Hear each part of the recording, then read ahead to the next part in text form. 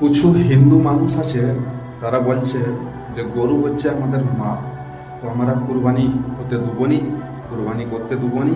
এরকম তাদের কথাবার্তা সোশ্যাল মিডিয়াতে অনেক ভিডিও ভাসতেছে। আমি ওই সব হিন্দু ভাইদের বলছি যারা গরুকে নিয়ে প্রতিবাদ করছে, ভাই আমরা মুসলিম হয়ে আমরা যদি যত বাংলার মানুষ যদি একবার বলে যে গোশ খাবনি কি গরু খাবনি, তাহলে ওই সব গরুর দাম যেন ক টাকা হবে, 200 টাকা 250 টাকাতেও তোমার গরুর কেউ কিনবে নি, আর বেচা কিনাটাও হবে না।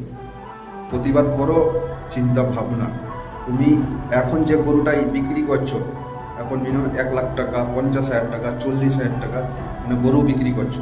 আর আমরা যদি খাওয়া বন্ধ করে দিই, ওই 250 টাকাতেও তোমার গরু কেউ কিনবে। আমরা যদি মনে করি যে গোশ খাবো নি, এটা কোনো ব্যাপার নয়। যে গোশ খেতেই হবে এমন